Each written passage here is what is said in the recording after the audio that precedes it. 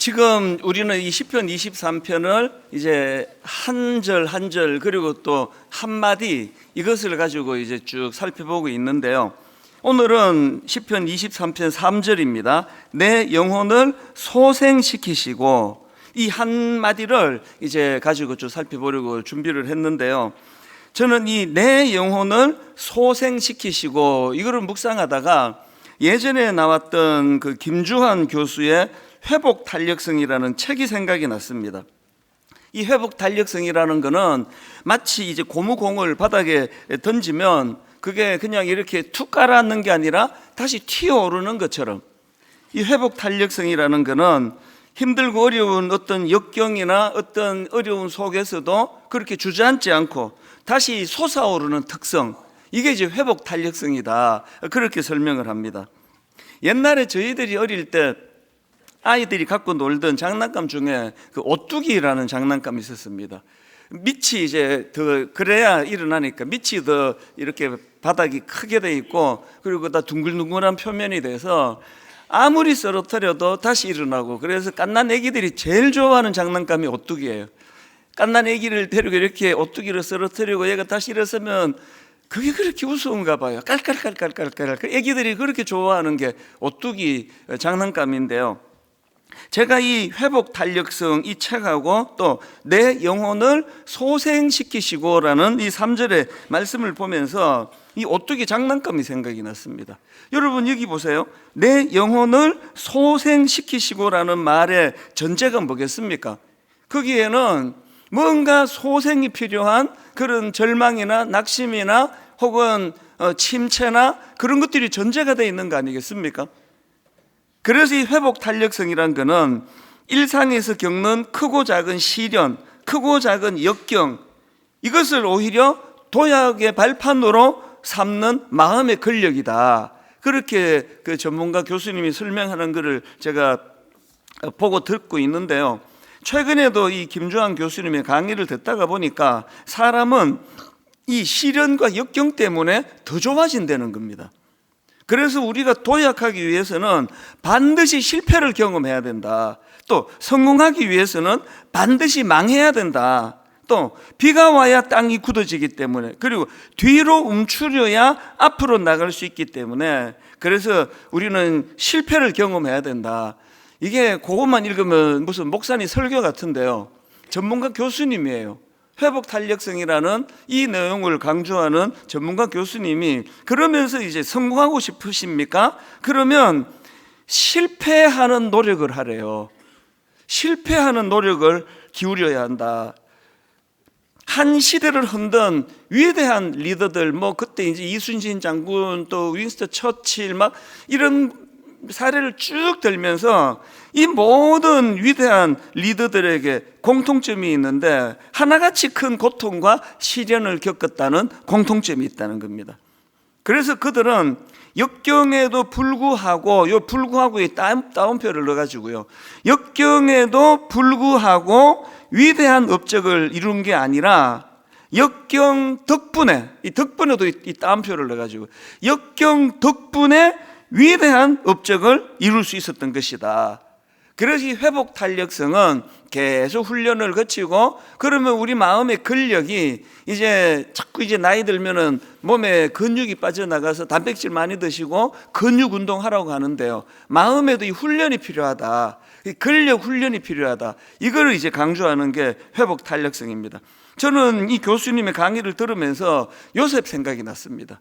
요셉이야말로 그 어린 나이에 형제들에게 인신매매 당해가지고 그렇게 애굽으로 팔려가고 종살이를 하고 억울한 모함을 당하고 감옥에도 가고 이 모든 역경을 겪었던 사람이 요셉인데, 이 교수님의 말씀에 의하면 요셉이 이랬기 때문에, 이 과정이 있었기 때문에 그는 위대한 인물이 될 수 있었다, 그렇게 설명할 수 있는 거 아닙니까?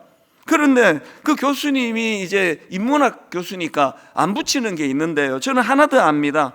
요셉의 끔찍한 고난에 뭐가 더 붙느냐? 창세기 50장 20절입니다. 당신들은 나를 해하려 하였으나 하나님은 그것을 선으로 바꾸사 오늘과 같이 많은 백성의 생명을 구원하게 하시려 하셨으니 마음 근육을 우리가 막 애쓰고 노력해도 인문학자들이 연구해 보니까 그것이 굉장히 이제 강함을 가져다 주더라 그러는데요. 우리는요, 이 회복 탄력성의 원천이 하나님이시라는 걸 아는 거거든요. 이 회복 탄력성을 이루게 하시고 가능하게 하시는 분이 하나님이시기 때문에 그 형제들은 나를 해하려고, 해코지하려고 이런 못된 짓을 했지만 하나님은 그것을 선으로 어떻게 바꿨습니까? 바로 요셉에게, 어린 요셉에게 철딱서니가 하나도 없던, 그래가지고 그렇게 형제들이 싫어하는데 눈만 뜨면 이제 꿈 얘기하고 눈만 뜨면 형제들이 나중에 자기한테 절하게 될 거라고 이런 소리 하고 있던, 철이라고는 하나도 없는 이 요셉이 점점 하나님 앞에서 큰 인물로 그렇게 성장해 갔다는 거거든요. 오늘 본문을 이런 맥락으로 오늘 한번 살펴보자는 거거든요. 오늘 본문 1절을 다시 보십시오. 여호와는 나의 목자시니 내게 부족함이 없으리로다. 어떻게 인도하시느냐? 2절, 그가 나를 푸른 풀밭에 누이시고 쉴 만한 물가로 인도하시는도다. 지난주에 우리 이 말씀 나누었잖아요. 양은 배고프면 눕지 않는다고요. 그런데 지금 이 목자가 몽둥이로 눕힌 게 아니고요. 어디로 데려갔습니까? 푸른 풀밭에 데리고 갔어요. 어디로 데려갔습니까? 쉴 만한 물가로 데리고 갔습니다. 우리 하나님은 우격다짐으로 협박하고 강제로 누이는 분이 아니에요. 우리 하나님은 환경을, 너무나 이 그림을 한번 머리로 상상해도 너무 아름답지 않습니까? 푸른 풀밭에 누이시고 쉴 만한 물가에 누이시고. 그래서 이런 2절을 우리가 나누었는데, 이제 3절에 보니까 내 영혼을 소생시키시고요. 1절과 2절만 보면은 결핍이 없는 것 같은데, 아니 여호와가 목자인데 뭐가 문제겠어? 처음에 이렇게 예수 믿어가지고 다 시험에 드는 거거든요. 아니 뭐 여호와가 내 목자신데 그가 나를 푸른 풀밭으로 인도하시는데 쉴 만한 물가로 인도하시는데 무슨 결핍이 있겠어? 아니에요. 바로 이 2절 다음에 나오는 게 3절, 내 영혼을 소생시키시고. 결핍이 있다는 거예요. 상처가 있다는 거예요. 이건 다윗의 삶을 통해서 여러 번 말씀을 드렸잖아요. 다윗이야말로 외부적인 요인 때문에, 그 악한 권력자가 자기를 죽이려고 달려드는 것 때문에 절망을 경험했던, 오랜 세월을 고통했던 경험이 있고, 또 본인의 잘못으로 상상하기 어려운 악한 짓을 저질러서 또 엄청난 내면의 고통으로 마음의 기쁨이 다 사라져 버렸다고 절망하는 이런 일들이, 이런 결핍이 다윗에게 있었단 말입니다. 그런데 여러분, 그 내용을 여러 성경 구절에서 다윗이 자기의 절망을 토로하는데 한 구절만요, 시편 3편 1절입니다. 이 다윗이 쓴 이 시를 보십시오. 시편 3편 1편, 여호와여 나의 대적이 어찌 그리 많은지요, 일어나 나를 치는 자가 만소이다. 이 한마디 안에 그의 결핍이 느껴지잖아요. 그의 영적인 침체가 느껴지지 않습니까? 그런데 다윗은 우리 모두가 다 알지만, 아까 그 교수님의 주장에 의하면 일상에서 겪는 크고 작은 역경, 시련, 어려움을 오히려 도약의 발판으로 삼은 인물이다. 그게 이제 회복 탄력성이거든요. 수많은 다윗이 겪는 시련이, 그것이 오히려 그걸 극복했기 때문에 위대한 인물이 된 것도 있지만, 그 과정 자체가, 그 고난이 다윗으로 하여금 굉장히 강인한 지도자로 그렇게 키워주셨다. 그래서 여러분, 지난주에 제가 필립 켈러라는 분 말씀드렸잖아요. 이분은 이 양과 목자라는 책을 썼는데, 이분은 8년 동안이나 직접 이제 양을 기른 목자 경험이 있기 때문에 내용이 참 생생하다고 그런 말씀을 드렸는데요. 이 필립 켈러가 양을 키우다 보니까 놀라운 걸 자기가 발견한 거예요. 이 양이요, 이렇게 넘어지면서 만약에 뒤집어지잖아요.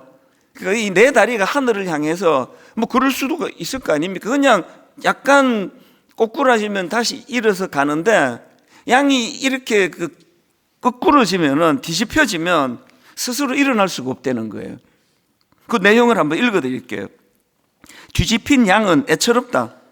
등이 땅에 닿아 있고 내 발이 허공으로 들려진 그 양은 일어나기 위해 미친 듯이 바둥거리지만 혼자서는 어쩔 도리가 없다.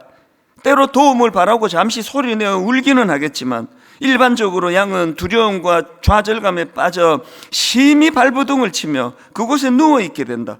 만일 목자가 빠른 시간 안에 그 현장에 도착하지 못할 경우 양은 죽고 말 것이다.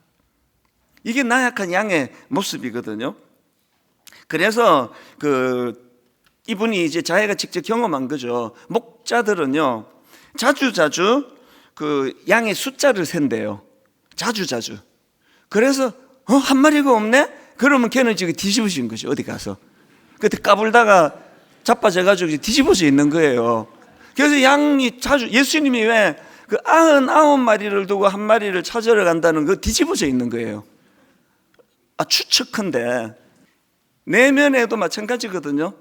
그래서 여러분, 지금 여러분의 상태가 양이 넘어져 뒤집혀진 것 같은, 아무리 내가 애를 쓰고 노력을 해도 도대체 이제는 일어나지지가 않는다는 분에게 제가 두 가지 오늘 권면을 드리고 싶은데요.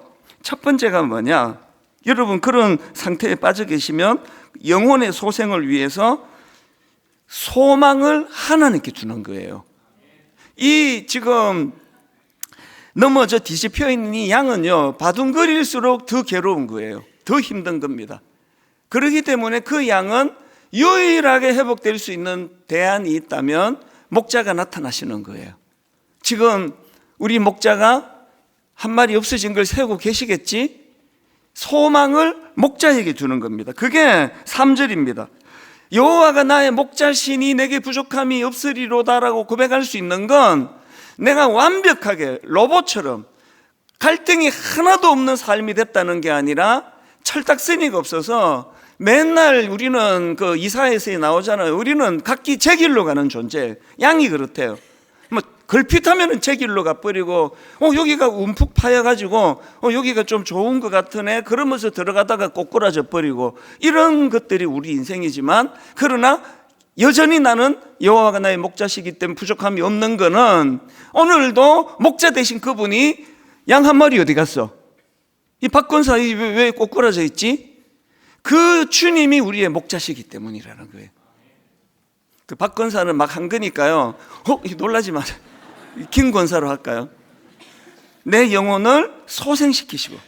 그래서 제가 앞에서 다윗이 너무나 절망적인 상황을 시편 3편 1절에서 토로했다 그랬지 않습니까? 여호와여, 나의 대적이 어찌 그리 많은지요, 일어나 나를 치는 자가 많소이다. 시편 3편은요 다윗의 이런 낙심으로, 그것도 큰 낙심으로 시작하는 시인데요, 이것 때문에 오히려 다윗은 3절, 여호와여, 주는 나의 방패시요 나의 영광이시요 나의 머리를 드시는 자니이다. 이제 이 맥락을 아시겠죠? 우리가 막 이렇게 찬양을 부를 때 맥락을 아셔야 돼요. 다윗이 이 3절을 왜 노래했다고요? 그는 지금 영적인 침체가 온 거예요. 그는 악한 것들이 너무나 자기를 죽이려고 달려들어 마음이 무너져 있는 거예요. 그는 지금 양으로 치면 넘어지면서 뒤집혀 있는 거예요. 다리 4개가 지금 허공에 떠 있는데, 더 지금 절망적인 거는 뭐냐 하면은요, 그 책의 저자가 하는 말이, 양이 그렇게 이제 뒤집혀 있으면은요, 공중을 빙빙 도는 독수리나 매 같은 날짐승이 나타난대요. 기가 막히게 나타나죠. 본능이니까. 그 장면 한번 상상해 보시겠습니까? 지금 뒤집혀갖고 다리 4개가 허공을 바둥거리는데 자기 힘으로는 일어날 수가 없는데, 이렇게 이제 뒤집혀 보니까 매가 지금 날고 있어요. 왜 빙빙 돌고 있습니까? 저 양이 기운 빠질 때까지 기다리는 거죠. 그래갖고 또 다른 책에 보니까요, 그렇게 기운이 빠질 때 확 달려 들어가지고 눈을 파먹어 버린다. 그런 책을 제가 본 적이 있습니다. 이 양의 심정을 여러분 아시겠습니까? 그런데 놀라운 게 뭐냐 하면은요, 자기는 지금 양다리가 하늘을 향해서 바둥거리고 있고, 보니까 지금 독수리가, 매가 지금 기운 빠질 때까지 빙빙 돌고 있는 그 절망적인 상황이, 그게 희망이 되는 거예요. 왠지 아십니까? 그 책에 보니까요, 목자가 양을 세고 한 마리가 없네? 그러면 본능적으로 하늘을 본대요. 왜일까요? 독수리가 빙빙거리는 그 근처 가면 된대요. 이게 기가 막힌 그 책에서 제가 발견한 하나님의 일하심이에요. 원수들이 여러분 위에 빙빙 돌고 계시나요 지금? 여러분을 너무 이럴 때 남편이 딱 떠오르시면 안 됩니다. 누군가가 지금 여러분 머리 위를 빙빙 돌고 있으면 그게 너무 낙심이 되고 절망적인 상황인데 그게 희망이라는 거죠. 얘는 도움이 필요해. 목자 되신 주님이. 그래서 그게 지금 그 3절에서 여호와여 주는 나의 방패시요 나의 영광이시요 나의 머리를 드시는 자니이다. 그리고는 5절에서 이렇게 그가 선포합니다. 내가 누워 자고 깨었으니, 이 불면증이 없어졌네요. 내가 누워 자고 깨었으니 여호와께서 나를 붙드심이라. 그래서 이제 용기가 생긴 거죠. 6절, 천만인이 나를 둘러치려 하여도 나는 두려워 아니하리이다. 자기가 1절에서 나는 대적이 어찌 이렇게 많은지, 그래서 절망으로 시작했는데 천만인이 나를 둘러치려 하여도 나는 두려워 아니하리이다. 자기가 이제 드디어 바둥거려 가지고 일어나게 된 거 아니에요. 다시 이제 그 매를 피해 가지고 도망간 게 아니에요. 상황은 똑같아요. 그런데 여호와가 나의 목자시니 내게 부족함이 없으리로다. 목자가 계시는 거구나. 그래서 여러분, 이래도 일이 안 되고 저래도 일이 안 되면은요, 그때는요, 여러분 소망을 하나님께 두십시오. 하나님께 소망을 두라. 이렇게 제가 적었는데, 소망에다가 강조를 좀 두신다면 소망을 하나님께 두라. 그래서 여러분 시편 62편 1절에도 보니까 나의 영혼이 잠잠히 하나님만 바라며, 나의 영혼이 잠잠히 하나님만 바라며, 방송실에서 하나님만 바라며를 좀 굵은 색깔을 좀 넣어주면 좋겠고요. 나의 영혼이 잠잠히 하나님만 바라며. 왜? 나의 구원이 그에게서 나오는도다. 또 5절, 나의 영혼아 잠잠히, 여기도요, 하나님만 바라라. 왜? 뭘 알았습니까? 나의 소망이 그로부터 나오는도다. 그래서 여러분이 아무리 애를 써도, 아무리 바둥거려도 내 힘으로 할 수 없다는 것이 자각이 된다면 하나님이 양 숫자를 세고 계실 때예요. 이 한 마리가 어디 갔지? 그리고 하늘을 드는 거죠. 독수리가 빙빙 도는 그 길을 찾아간다고. 여러분, 여러분의 아픔이 아픔으로 남아있으면 여러분은 기도를 더 하셔야 돼요. 여러분의 그 고통이 여러분이 웅덩이에 자빠져가지고 다리 4개가 하늘을 향해 끔찍하게 나 죽이려는 독수리가 하늘을 빙빙 도는, 그래서 트라우마가 생기고 그 근처도 못 가고 그런 일이 계시다면 바꾸어 생각하셔야 돼요. 그런 절망적인 상황에 양의 숫자를 세시고 그렇게 나를 구해 주신 장소, 이게 여러분의 고난이 이게 회복 탄력성이 되기 위해서는 이런 재해석이 필요하다는 거거든요. 저는 여러분들이 시편 80편 7절이요, 만군의 하나님이여 우리를 회복하여 주시고 주의 얼굴의 광채를 비추사 우리가 구원을 얻게 하소서. 우리를 회복하여 주시고, 우리를 회복하여 주시고, 이 3절에 나오는 말씀 아닙니까? 그런가 하면은 두 번째로 우리 영혼의 소생을 위해서 하나 더 하셔야 되는데요, 선포하라는 겁니다. 선포하라는 거죠. 뭘 선포합니까? 첫 번째 걸 선포하라는 거죠. 소망이 하나님께 있다. 이 선포하라는 거예요. 자꾸 선포하라는 겁니다. 그래서 시편 23편은 선포로 시작되잖아요. 여호와는 나의 목자시니 내게 부족함이 없으리로다. 팩트로 말하면 이건 거짓이에요. 팩트로 말하면 이건 거짓인데, 여러분 이 시를 읽으면서 다윗도 거짓말을 제법 하네, 이렇게 읽는 사람이 어디 있냐고요. 왜? 이거 선포니까요. 많은 시들이 다 이렇게 시작하는 거 아닙니까? 다윗이 쓴 시들이. 현실은 그 양으로 치면 자빠져가지고 지금 바둥거리고 있는 상황인데 다윗은 선포하는 거예요. 여러분, 이제 제가 다음 주일을 다루려고 하는데요, 다 다음 주일이군요. 4절에 보니까 내가 사망의 음침한 골짜기로 다닐지라도예요. 현실은 지금 음침한 골짜기에 지금 그 위험한 곳을 지나고 있는 거거든요. 근데 선포예요. 사망의 음침한 골짜기를 거닐수록 더 선포하는 거죠. 여호와는 나의 목자시니 이거 문제없다, 이 선포하는 거거든요. 제가 이번에 로이드 존스 목사님이 쓴 영적 침체, 저는 이 책을 2권 사놓고요, 한 권은 저희 집에, 한 권은 교회에다 두고 가끔씩 이제 마음이 이렇게 가라앉고 침체가 되면 저는 이 책을 뒤집어요. 그리고 제목만 봐도 마음이 힘을 얻는 게 영적 침체라는 책인데요. 이 책에 보면은 42장을 가지고 풀어 설명하는데 42장은 낙심한 사람, 낙담에 빠진 사람, 영적 침체에 빠진 사람을 이렇게 그리고 있습니다. 42장 5절, 내 영혼아 네가 어찌하여 낙심하며 어찌하여 내 속에서 불안해하는가. 또 11절, 내 영혼아 내가 어찌하여 낙심하며 어찌하여 내 속에서 불안해하는가. 이걸 두 번씩이나 이제 고백하면서 이 시가 전개가 되는데요. 그런데 로이드 존스 목사님이 그 험정력 번역으로 그 내용을 설명하더라고요. 험정력 번역이란 건요, 영어 킹 제임스 버전을 기준으로 번역한 걸 험정력이라 그럽니다. 이분이 영국 분이니까 이제 그 내용을 가지고 이렇게 설명합니다. 5절을 여러분 화면으로도 제가 험정력 킹 제임스 버전입니다. 내 영혼아 내가 어찌하여 낙심하며 어찌하여 내 속에서 불안해하는가. 너는 하나님께 소망을 두라. 그 얼굴의 도우심으로 말미암아 내가 여전히 찬송하리로다. 여기 보니까요, 지금 자기를 도와주시는 하나님을 얼굴로 설명합니다. 하나님의 그 얼굴의 도우심으로 말미암아 내가 여전히 찬송하리로다. 이렇게 5절에서는 하나님의 얼굴을 지금 표현을 하고는요, 그 다음 11절을 보십시오. 또 험정력입니다. 내 영혼아 내가 어찌하여 낙심하며 어찌하여 내 속에서 불안해하는가. 너는 하나님께 소망을 두라. 내 얼굴에 화색을 주시는 내 하나님을 내가 여전히 찬송하리로다. 모든 분들이 다 겪어서 아시죠? 절대로 감출 수 없는 게 근심하는 사람의 표정이라는 걸요. 그래서 뭐 아무리 노력을 하고 노력을 해도 다 알아요. 얼굴에 지금 근심이 쓰여 있기 때문이에요. 그런데 지금 이 시편 기자는요, 자기 스스로에게 뭘 권면합니까?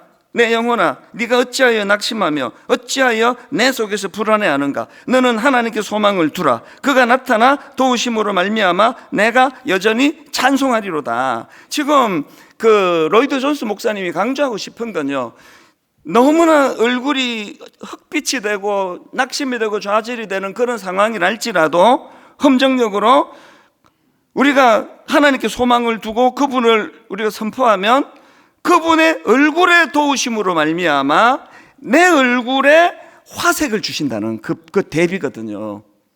그래서 여러분, 이 시편 42편을 쓴 기자는요, 지금 맥없이 누워있는 자기 자신, 얼굴은 잿빛이 되고 얼굴은 사색이 돼서 들어 누워가지고 그 양처럼 지금 다리 4개를 하늘로 쳐들고 바둥바둥거리는 양처럼 돼 있는 자기 자신을 방치하지 않고 계속 자기에게 말을 건네는다는 거거든요. 이 로이드 존스 목사님 책에 이 부분 이렇게 말을 합니다. 자아가 우리에게 말을 걸게 하지 말고, 다시요, 자아가 우리에게 말을 걸게 하지 말고 우리가 자아에게 말을 걸어야 합니다. 이게 뭔지 아시겠죠? 대부분의 인생이 불행한 이유는요, 우리 자아가 우리에게 자꾸 엄포를 놓고 겁을 줘요. 너 이제 끝났다. 너 이러고 어떡하냐. 자아가 우리에게 말을 건네기 전에 우리가 자아에게 말을 걸어야 합니다. 그래서 여러분, 인생의 불행 대부분이 우리가 자아에게 말을 건네기 전에 자아가 우리에게 말을 건네는 거라고 하는 그 내용이 여러분 뭐냐? 아침에 눈을 딱 뜨면은 아무 생각이 없잖아요. 자고 딱 일어났는데 자아가 여러분에게 말을 건네요. 잘 잤냐? 험난한 하루가 예고될 것이다. 오늘도 힘들겠네? 어쩌냐? 자아가 말을 건넨대요. 그런데 여러분, 저절로 떠올라서 어제 있었던 기분 나빴던 일을 상기시켜주는 자아가 내게 영향을 미치기 전에 우리가 어떻게 한다고요? 먼저 자아에게 선포하는 거예요. 내 영혼아 네가 어찌하여 낙심하느냐. 내 영혼아 네가 어찌하여 낙심하며 어찌하여 내 속에서 불안해하느냐. 이 자기 보고하는 소리잖아요. 내 영혼한데. 저는 이걸 오래전에 원리를 알아가지고 저는 이게 너무나 효과를 보는 사람이에요. 저는 저에게 더 객관하려고 막 이름도 부르고 그런다잖아요. 이찬수 너 정신 차려라. 뭐가 힘드냐?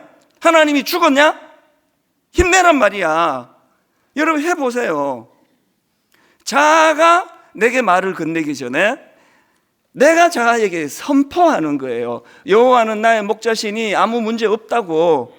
나는 부족한 게 없다고. 상황은 지금 양처럼 자빠져 가지고 다리 4개를 바둥거리는데 독수리가 지금 호시탐탐 눈을 파먹으려고 노리고 있는 그런 상황인데 내가 자아에게 선포하는 거예요. 목자가 지금 양 숫자 세고 계신다. 목자가 지금 저 독수리 지금 벌써 발견했다. 선포하는 거예요.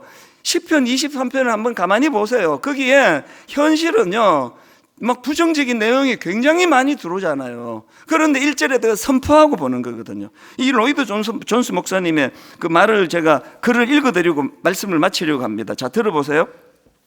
자아의 말을 듣지 마십시오. 자아에게 덤벼드십시오. 자아에게 말하십시오. 자아를 책망하십시오. 야단치십시오. 권면하십시오. 격려하십시오. 자아의 말을 맥없이 듣고 있다가 기운을 잃고 주저앉지 말고 여러분이 알고 있는 사실들을 자아에게 상기시키십시오. 자아가 여러분을 멋대로 휘두르게 내버려 두면 앞으로도 계속 휘두르려 들 것입니다. 마귀는 우리를 침체시키기 위해 자아를 장악하고 활용합니다. 그럴 때 우리는 시편 기자처럼 벌떡 일어나 말해야 합니다. 내 영혼아, 네가 어찌하여 낙심하며 어찌하여 내 속에서 불안해하는가. 더 이상 그러지 말라고 하십시오. 너는 하나님께 소망을 두라고 하십시오. 그 얼굴의 도우심으로 말미암아 찬송하고 내 얼굴에 화색을 주시는 내 하나님을 찬송하라고 하십시오. 누구에게 하라는 거예요? 내 자아에게 하라는 거예요. 오늘 이 시대는 사단이 자아를 장악하고 있는 시대예요. 그래서 날마다 내 안으로는 좌절감, 타인에게 대한 분노, 걸핏하면 분노, 그건 내 안이 지금 심히 피곤하기 때문이에요. 그래서 여러분, 타인에게, 가장 가까운 사람에게, 사랑하는 사람에게 그러지 말고 자기 자아한테 하라는. 자아. 이찬수, 정신 차려라. 네가 목사잖아. 네가 이러면 어떡하냐. 자아에게 말하는 거예요. 그리고 여호와가 나의 목자시니 내게 부족함이 없으리로다. 선포하는 게 선포. 여호와는 나의 목자시니 여호와는 나의 목자시니 내게 부족함이 없으리로다.